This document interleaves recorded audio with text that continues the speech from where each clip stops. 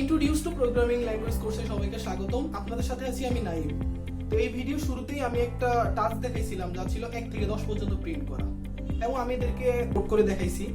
তো এই কোডটা অবভিয়াসলি ভালো কোড ছিল না, কারণ আমি একটা একটা করে সবগুলোকে প্রিন্ট করেছি। তো যদি বলা হইতো যে 100টা সংখ্যা প্রিন্ট করতে, তাহলে কিন্তু এটা অনেক কষ্ট হয়ে যেত। যদিও 10টা সংখ্যার জন্য আমি আরেকটি স্মার্টলি করতে পারতাম, যেমন প্রিন্ট এর মধ্যে 1 তারপর স্ল্যাশ এন মানে new line, 2 slash N new line এভাবে দিয়ে 10 পর্যন্ত লিখতে পারতাম। বাট অবভিয়াসলি 100টা সংখ্যার জন্য এটা অ্যানোয়িং হয়ে যাবে খুব। তো যদি বলে যে 1 লাখটা সংখ্যা প্রিন্ট করতে, তখন কিন্তু এটা আমাদের জন্য খুবই কষ্টকর হয়ে যাবে এভাবে লেখা। তো প্রত্যেক প্রোগ্রামিং ল্যাঙ্গুয়েজেই একটা ফিচার থাকে যাকে বলা হয় লুপ। লুপ দিয়ে হচ্ছে এরকম অনেকগুলো কাজ কয়েক লাইন কোডেই শেষ করে ফেলা যায়। তো আজকে আমাদের লেসন হচ্ছে লুপ। তো সি প্রোগ্রামিং এ আমরা সাধারণত 3 ধরনের লুপ দেখে থাকি। এটা হচ্ছে while loop, do while loop এবং ফর লুপ। এই লুপগুলো আমরা আজকে শিখবো, এই টাস্কটার মাধ্যমেই শিখবো আমরা। তো এখন আমি স্ক্রিনে যে ফ্লোচার্টটা দেখাচ্ছি তা হচ্ছে ডু ফর লুপ কিংবা হোয়াইল লুপের ফ্লোচার্ট। তো এটা হচ্ছে একটা কন্ডিশন চেক করবে, কন্ডিশনটা যদি ট্রু হয় তাহলে নিচের কোডগুলো রান করবে, রান করে এটা আবার উপরে চলে যাবে এবং আবার কন্ডিশন চেক করবে, কন্ডিশনটা ট্রু হলে আবার কোডগুলো রান করবে, এভাবে করতেই থাকবে। যখন ফলস হয়ে যাবে কন্ডিশনটা, তখনই সে ব্রেক করে সামনে চলে যাবে, অর্থাৎ প্রোগ্রামের পরবর্তী অংশে চলে যাবে। তো এটা অনেকটাই দেখতেছি যে কন্ডিশনাল স্টেটমেন্ট যে আমরা এর আগের ভিডিওতে কোড দেখাইছিলাম ওটার সাথে মিল আছে। জাস্ট এখানে পার্থক্যটা হচ্ছে ওটা হচ্ছে একটা কন্ডিশন চেকের পর একটা কোডগুলোকে একবারই রান করে, আর এটা হচ্ছে বারবার রান করে যতক্ষণ পর্যন্ত ট্রু থাকে, ফলস হলেই আর রান করে না। তো এটা হচ্ছে ফর লুপ এবং হোয়াইল লুপের জন্য এই ফ্লোচার্টটা। যদি আমি বলি ডু হোয়াইল লুপ, যেটা আমি বলছিলাম সিতে আরেকটা লুপ আছে, তো সেটার জন্য হচ্ছে আমার এই ফ্লোচার্টটা একটু আলাদা হবে। তো এটা হচ্ছে কোডটা জাস্ট কোড স্টেটমেন্টটা আমার একটু উপরে থাকবে, অর্থাৎ আগে স্টেটমেন্ট রান করে বা আগে কোড রান করে তারপর হচ্ছে কন্ডিশন চেক করে, এটা জাস্ট কাজটাকে উল্টা করে। তো এটা হচ্ছে ডু হোয়াইল লুপের জন্য ফ্লোচার্ট। তো আমরা যেই টাস্কটি ছিল 1 থেকে 10 পর্যন্ত প্রিন্ট করা, আমরা এই টাস্কটাকে জাস্ট লুপের মাধ্যমে দেখব। তো শুরু করা যাক।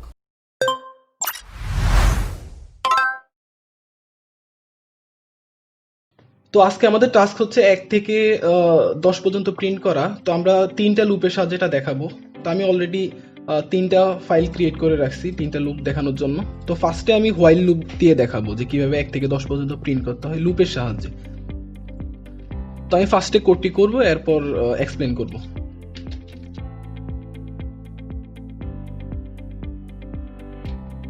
তো আমার কোডটা লেখা হয়ে গেছে, এখন এটা রান করে দেখি যে কি আউটপুট আসে। তো আমাদের 1 থেকে 10 পর্যন্ত এটা আউটপুট দেখাইছে। তো এখন আমাদের যে কোডটা এটা কিভাবে কাজ করে। তো আমি ইনিশিয়ালি একটা ভেরিয়েবল নিয়েছিলাম যে এটার ইনিশিয়াল মান ছিল 1 এটার। তো এরপর হচ্ছে আমাদের লুপ, এতটুকু হচ্ছে আমাদের লুপ। তো এর আগে আমরা দেখছিলাম যে কন্ডিশনাল স্টেটমেন্টের ক্ষেত্রে যখন আমি ইফ দিয়ে একটা কন্ডিশন দিব তখন ভিতরের কোডটুকু রান হবে।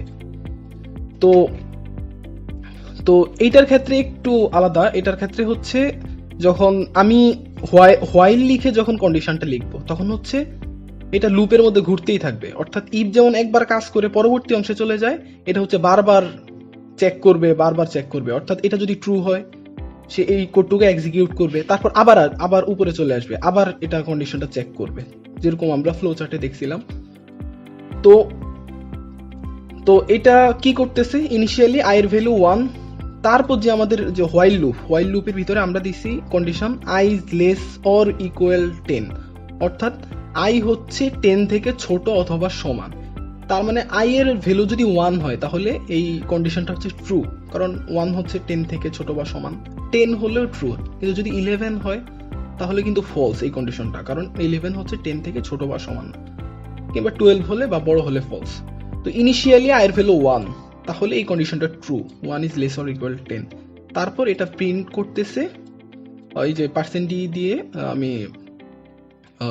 আই এর ভ্যালু প্রিন্ট করতেছি, অর্থাৎ আই এর ভ্যালু শুরুতে 1, ওয়ান প্রিন্ট করতেছে এবং এরপরে একটা নিউ লাইন প্রিন্ট করতেছে, স্ল্যাশ এন দিলে একটা নতুন লাইন প্রিন্ট হয়। অর্থাৎ এই জন্যই আমার সংখ্যাগুলো নতুন নতুন লাইনে হয়েছিল, নয়তো এগুলো পাশাপাশি আসতো।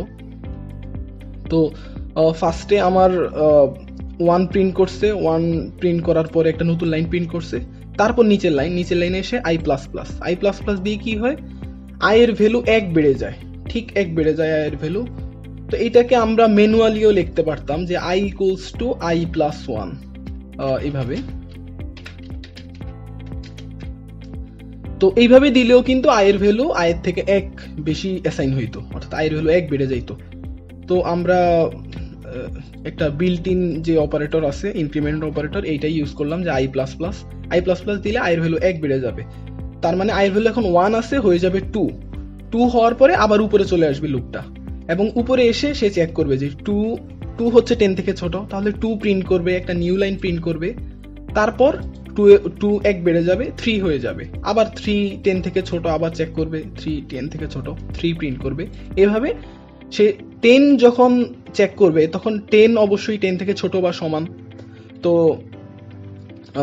তো 10 প্রিন্ট করার পরে 10 এর ভ্যালু হয়ে যাবে 11।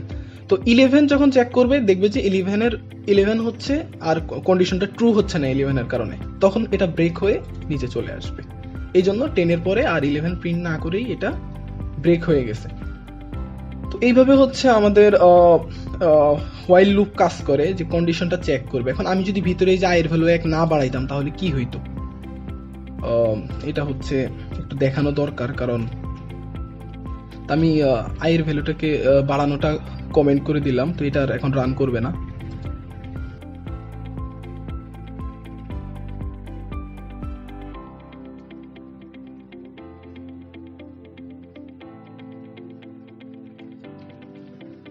তো দেখা যাচ্ছে যে প্রোগ্রামটা অনেকগুলো ওয়ান প্রিন্ট করতেছে, এবং এটা প্রিন্ট করাটা কিন্তু শেষ হচ্ছে না। দেখা যাচ্ছে এই যে স্ক্রোল ডাউন হচ্ছে, বারবার অনেক প্রিন্ট করতেছে, তো প্রিন্ট করা শেষ হচ্ছে না। তো এটা ইমিডিয়েটলি কেটে দিতে হবে, কারণ কিছুক্ষণের মধ্যেই এটা কম্পিউটারের মেমোরিকে অনেক বেশি পরিমাণে ফিল আপ করে দিবে, পরে সিস্টেম স্লো হয়ে যেতে পারে।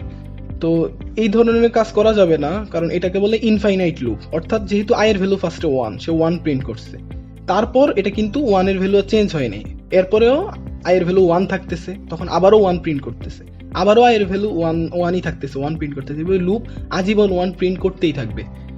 তো এইভাবে ইনফাইনাইট লুপ চলতে থাকলে আসলে প্রোগ্রামটা কখনোই শেষ হবে না। এইটা আর কি আমাদের খেয়াল রাখতে হবে লুপ লেখার সময়, যে আমি এমন ভাবে কন্ডিশনটা আবার দিলাম না তো যে এটা আজীবন ট্রু থাকলো, এটা চলতেই থাকবে। অবশ্যই এটার একটা ব্রেকিং পয়েন্ট লাগবে। এখানে এটার ব্রেকিং পয়েন্ট হচ্ছে 10। তো আমরা এটাকে চাইলে সামনাসামনিও প্রিন্ট করতে পারতাম, তাহলে স্ল্যাশ এন না দিয়ে আমরা স্পেস দিলেই এটা সামনাসামনি প্রিন্ট হইতো। তো আমরা এখন ফর লুপ দিয়ে দেখব। তো প্রথমে আমি একটা ভেরিয়েবল নিয়ে নিচ্ছি আয়ের ভ্যালু ইনিশিয়ালাইজ করার প্রয়োজন নাই, যে আয়ের ইনিশিয়াল ভ্যালু কত, কারণ আমি ভিতরেই দিতে পারবো। আমি কোডটি কমপ্লিট করতেছি, তারপর এক্সপ্লেন করব। তো আমার কোডটি হয়ে গেছে, এখন এটা রান করে দেখি। আমার এই কোডটি রান করছে। তো ফর লুপ কিভাবে কাজ করে, ফর লুপ হচ্ছে কোন একটা ভেরিয়েবলের যে ইনিশিয়াল মানটা সেটা আমরা এখানে দিব। আমি যতগুলো ভেরিয়েবল ভিতরে ইউজ করি আমি চাইলে এখানে ইনিশিয়াল মানটা দিয়ে দিতে পারি। এটা হচ্ছে প্রোগ্রাম লুপের শুরুতে এই অংশটুকু রান করে, আর লুপের বাকি সময়টুকু এই অংশটুকু রান করে, শুধু এইটুকু মনে রাখলেই হবে, আর মাঝখানে কন্ডিশন থাকবে। তো লুপের ইনিশিয়াল অংশটুকু হচ্ছে এই প্রথম অংশটুকু, লুপের ইনিশিয়াল অংশটুকু হচ্ছে এই প্রথম অংশটুকু, আর লুপের যেই বাকি সময় ধরে লুপে এই অংশটুকু রান করবে, আর মাঝখানে কন্ডিশনটুকু রান করবে। তো ইনিশিয়ালি আয়ের ভ্যালু 1, অর্থাৎ লুপ যখন শুরু হবে তখন আয়ের ভ্যালু 1 অ্যাসাইন করা হবে, আর লুপের বাকি সময়টুকুতে আয়ের ভ্যালু এক এক করে বাড়ানো হবে, আর মাঝখানে ওই আমাদের আগের মতোই কন্ডিশনটা আই ইজ লেস ইকুয়াল 10। তাহলে আমার প্রথমে আয়ের ভ্যালু, লুপ যখন শুরু আয়ের ভ্যালু 1 ইনিশিয়ালাইজ করা শেষ, তারপর 1 প্রিন্ট করবে, তারপরে আই প্লাস প্লাস হবে, অর্থাৎ আই এক বাড়বে, তারপর সে চেক করবে যে আই এর ভ্যালু যে এক বাড়ছে এটা কি 10 থেকে ছোট কিনা, অর্থাৎ কন্ডিশনটা ফিল আপ করে কিনা। তো 2 এর ক্ষেত্রে কন্ডিশন ফিল আপ করবে, 2 প্রিন্ট করবে, এবার 3 10 পর্যন্ত করার পর 11-এ এসে এটা ব্রেক হয়ে যাবে। তার মানে এটা হোয়াইল লুপের মতোই, জাস্ট এখানে লুপের মধ্যেই সেকশন দেওয়া আছে যে আমার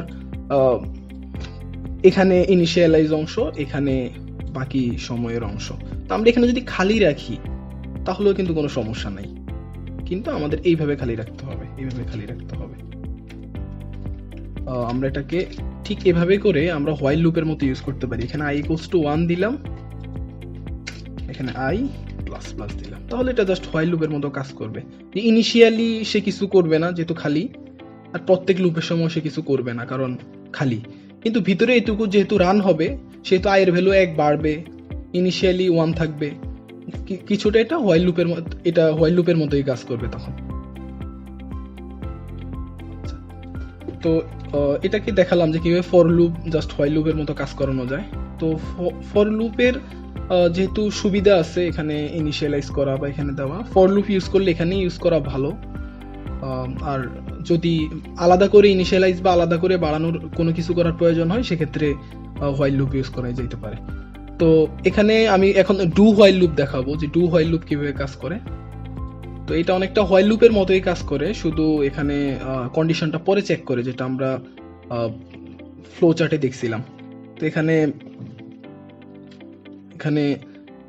আমি একটা ভেরিয়েবল নিচ্ছি, তো আমি কোডটা কমপ্লিট করি। তো আমার কোডটা শেষ, এটাকে রান করে দেখি। তো আমার এটা প্রিন্ট করছে 1 থেকে 10 পর্যন্ত। তো এইটার সাথে হোয়াইল লুপের যে বেসিক পার্থক্য তা হচ্ছে যে এটা ফার্স্টে এই কোডটুকু রান হয়, তারপর হচ্ছে এই কন্ডিশনটা চেক করে, কিন্তু এটার আউটপুট তো এখানে সেম আসতেছে। তাহলে কখন আমার পার্থক্যটা ঘটবে, যে আগে চেক করা বা পরে চেক করাতে পার্থক্যটা কখন হবে? আমি ইনিশিয়াল ভ্যালু দিলাম 11, তাহলে কিন্তু আমার কন্ডিশনটা ট্রু না, আমার কিন্তু 11 প্রিন্ট করার দরকার নাই। যদি আমি হোয়াইল লুপের ক্ষেত্রে 11 দিতাম ইনিশিয়ালি, যে 11 থেকে i এর ভ্যালু ইনিশিয়ালি 11, তাহলে প্রথমেই কিন্তু এই কন্ডিশনটা ফলস। তো এটা কিন্তু